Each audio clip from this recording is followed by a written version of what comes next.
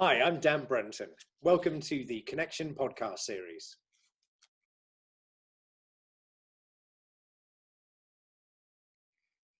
Today, on the fourth session that we're recording with Neil Osment from NOA, we're going to be looking at the concepts behind offshoring and the subsequent reshoring. So we're going to be talking about some of the impacts of legislation, governments, etc., that has forced some of these significant moves as to how and why we buy and manufacture corrugated packaging. Neil, thanks for joining us again. So we're now on our fourth session. These seem to be flying by. We are generating lots of good content with you. It's great having you with us yet again. Neil, we're going to be talking today about offshoring and reshoring. Let's start maybe with a little description of exactly what those two terms mean. Just give us a quick overview of what each of those means in specific terms for the corrugated industry. Sure, will do. Thank you, Dan, and thank you very much. As you say, good Lord, it's our fourth one already. Looking forward to going through this. Reshoring and offshoring. So the concept of offshoring, which is a simple one, that where production and manufacturing had been undertaken in, say, North America or in Europe or in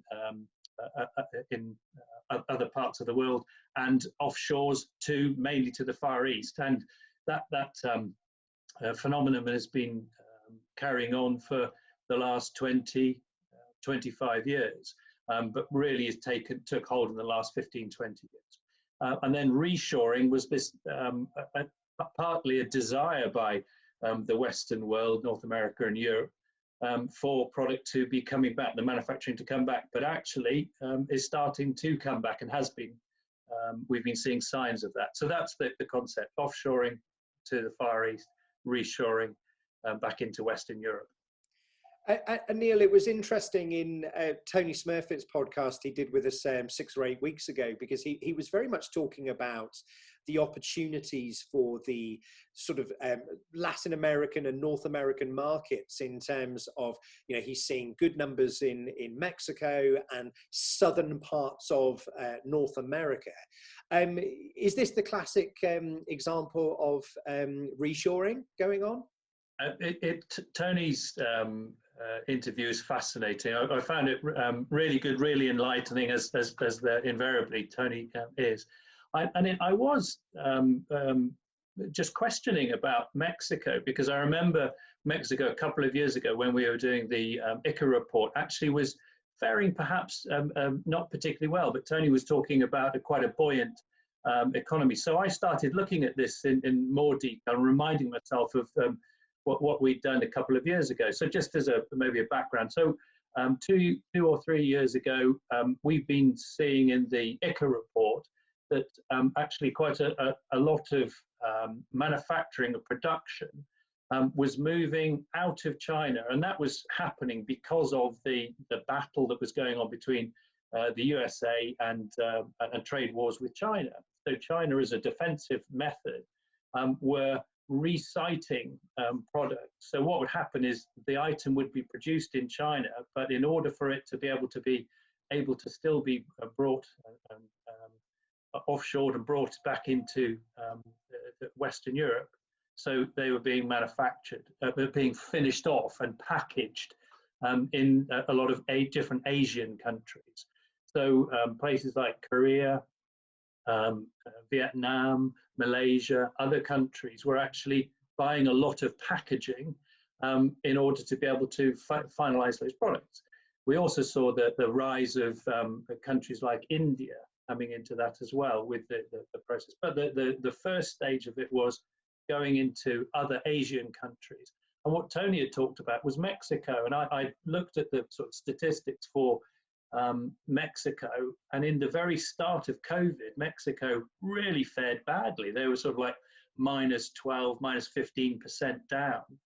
But what I noticed was in the last quarter, so in Q3 of 2020, actually Mexico have really bounced back. So listening to Tony, I realized there'd been this very short-term amazing change from down to significantly up. And you had a number of other fantastic interviews which backed that up, that Mexico had been faring very well. So countries are change very quickly. So sorry, we're starting off about reshoring. So we could we can certainly see that. Yeah, and it's interesting because you mentioned one of the other podcasts there, Eduardo Posada from Grupo Gondi. You know, he said, as you've noted, that literally it was like having the lifeblood cut out of them, and the whole COVID beginning of the pandemic had a massive impact, not just on the Mexican economy, but obviously the businesses that are operating there. But it is good to see that some of the leaders are still keeping their investments going, and the paper mills are starting up, and I think they probably see a good prospect. But Neil, I want to come back to China, because obviously there's been an awful lot of European and American manufacturers that obviously have decided to not use China for manufacture, whether it's of corrugated packaging, etc. But I think what's been fascinating is actually seeing the levels of investment from Chinese and also Japanese companies in some of these ASEAN countries, such as you mentioned, Myanmar, and then Korea and Vietnam, etc. So chat to us a little bit about what's going on, because there have been some big moves from some big players, like the Rengos of this world.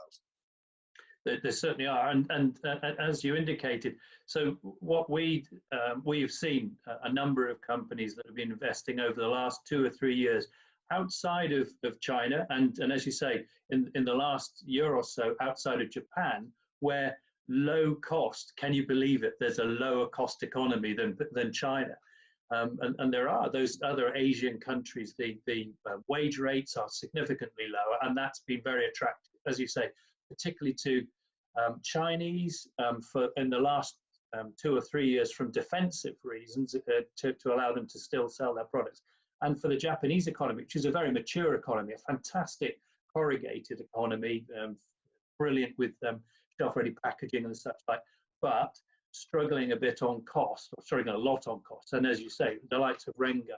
I mean, Rengo have been investing in plants around the Asia Pacific area for a long time, and the development of that, other companies are doing the same.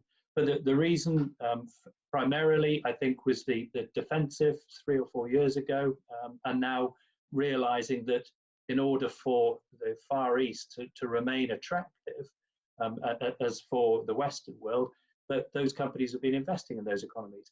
However, what we're starting to see now, and I think that's what Eduardo and Tony Smurfit say about what's happening in Mexico and South America and Central America, and Mexico can be considered part of North America, or it can be Central America. Those economies are really booming, and I think it's a sign that the workload has returned to the land mass that's either tipping on America, or actually with Mexico right on the border. So we're seeing reshoring happening, and you might say, finally, after all these years. And I think there's a number of reasons for that. I mean, I read a book on the Walmart organization, and how Walmart has driven the pricing. And we're indicating that Walmart has been a large contributor towards that sort of low cost product, and has mapped the offshoring. But that there's been a change. There's been a change in American purchasing habits, and I think there's always been an openness in the European market. So I think that the reshoring in the States is significant. And Mexico, and the fact that the market is so buoyant in Mexico, is an indication of that. And the fact that Eduardo was talking about the fantastic investment of a new recycled paper mill. And we've talked about this before, about the opportunity that recycled papers have in the American market. But reshoring is reflecting that manufacturing is starting to move back. And also, I think the Indian aspect is significant too, that volumes that were produced in China and perhaps some of the Asian countries is now moving to India, where the Indian economy is doing well. But one of the things that restricted it was all these different barriers, tariff barriers within the country.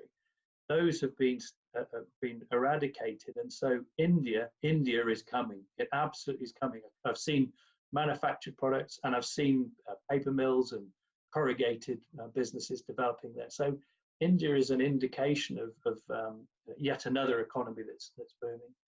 And we haven't talked about Africa yet. but Neil, I mean, let's just stay with India, because I think as industry commentators, you and I have probably been talking about India for over a decade. And I think it would be fair to say that their folding carton market is probably more widely accepted or regarded than the corrugated industry. But I think, when you talk to some of the producers in India, the issue still revolves around the internal logistics, the infrastructure, road, the rail networks, etc. And I think when you look at the growth in some of the smaller land masses within Southeast Asia, they haven't got as far to supply. All of their customers are within 150 miles or 200 kilometers of their factory.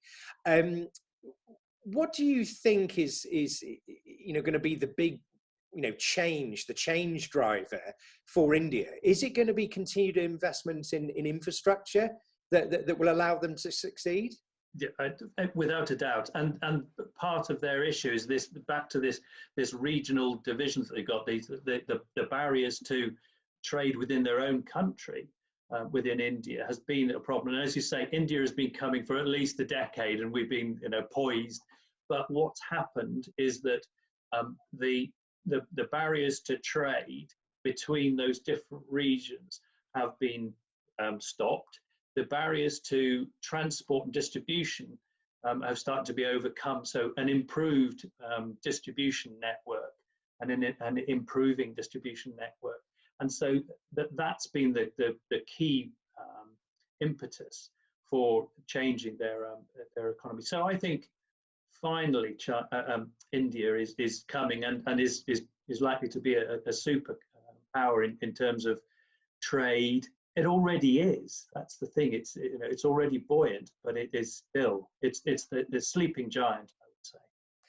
And we, well, you touched on Africa, and it's certainly a country of two halves almost. That if you look at the top and the tail, South Africa, very, very mature corrugated market, very closely sort of controlled capacity from some very, very good operators, and then even up into North Africa, so particularly along the Mediterranean sort of seaboard, you've got again some very, very well invested, great companies.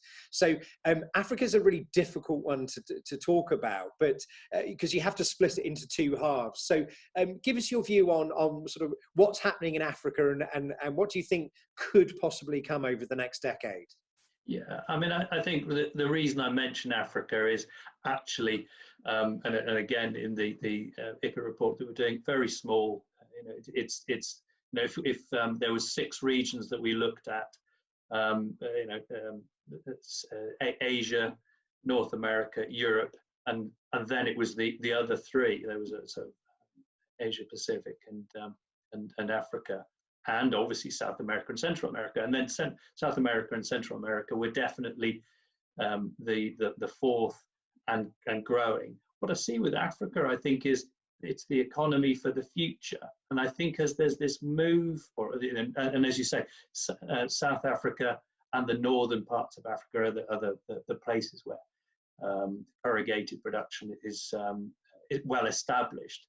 I think as the mood moves away from the China, and that's been driven by the Trump years, I think there will be people looking to invest in new and exciting economies. And for sure, there's northeastern part of of Africa, into some of the Middle Eastern, as we call Middle Eastern countries, doing very well and buoyant. So I see that as it's a hidden jewel for the future, not taking away from India being the jewel now, and I think South America and Central America. So those for sure they're the places now, as we have reshoring coming back from the Far East.